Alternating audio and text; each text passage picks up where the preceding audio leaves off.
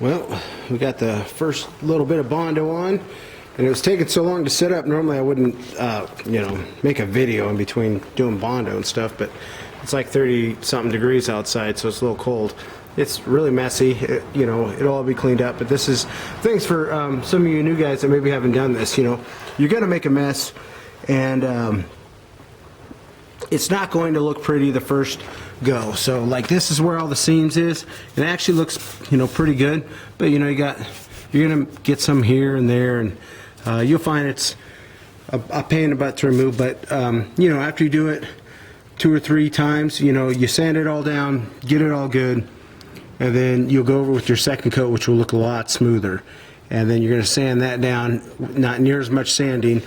And then third coat is basically almost just going to be imperfections that you've seen, just a really light coat, and then it'll start really looking like something. So don't be discouraged if it looks kind of messy from the get-go.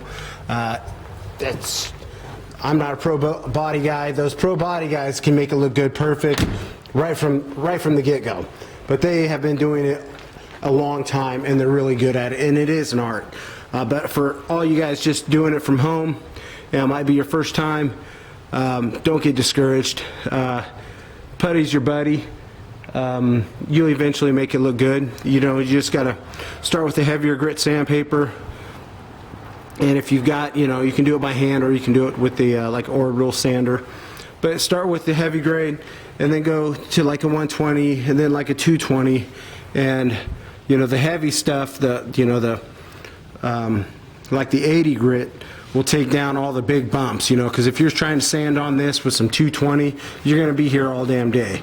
So start off with the heavy stuff, get the shape you want, and then go back with, say, some 80 and then some 120, and then then you can go to like your 220 or your 180 or whatever you want.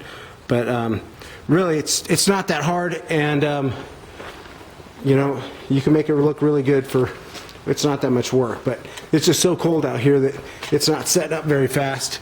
I could put more of the hardener in, which would make it like a darker pink, but this is fine. I'm fine with this because I actually got to go around and do the whole first coat on the whole car, whereas normally if it's summertime I'm lucky to get like one spot before I need to go back and sand it before it gets too hard, because that's one thing also. You don't want this stuff to get ridiculously hard. Like, you don't want to leave it overnight and then come back to sand it.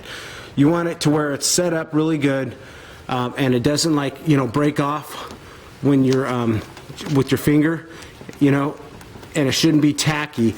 It's just when it starts to get hard. That's the best time to sand it, because you can take off a lot of material and it's not that difficult. But when it's super set up, you're going to be sanding for a longer time.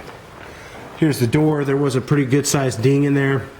It's going to be pretty smoothed out. This is not going to take, this will take probably 2 coats, maybe 3, but probably 2. I can get away with it. There was some holes. Someone else did this rocker panel, and they did an alright job with it, but they kind of left some gaps. So this stuff I'll probably have to mostly get by hand. But again, this is not a show car. It's for a 19. Well, he'll be 19 this Sunday. Very cool car altogether, and we're going to make it look good. So nothing's going to draw your eye if you're just looking at this car. There's still a couple little dings here that I'm leaving because I'm not trying to make this look perfect, but going down the road it's going to look good. I'm going to put his other car. He's got 210s and like a 1,000-watt amp and all that stuff. We're going to take all that out and put it in here. And the nice thing is it's black and blue, so it's going to go with this car well. The other car was green. But who cares, right? But got some new windshield wipers also. And the cool thing about the SVTs is that they're 6 speeds. They're pretty close ratio, so I'm really proud of him for getting it down so fast. It took him, there was a learning curve to doing it, because it's not like an old 4-speed or 5-speed, Chevy truck or something that it's hard to get it in the wrong gear. these things are pretty close ratio, so, you know, and it's even the ratio, or the way the gears are set up.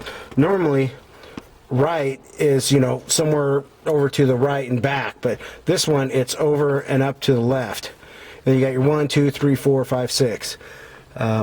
So it takes a minute to get used to that, but overall, man, if he decides to get a new car in the future, I might just keep this one because it's pretty cool. It's got all the cool stuff you'd want. It's fun to drive. It gets good gas mileage, and when we're done here, it's going to actually look like a good car. So this is a second video, and I'll get back when we get some sand in and some priming.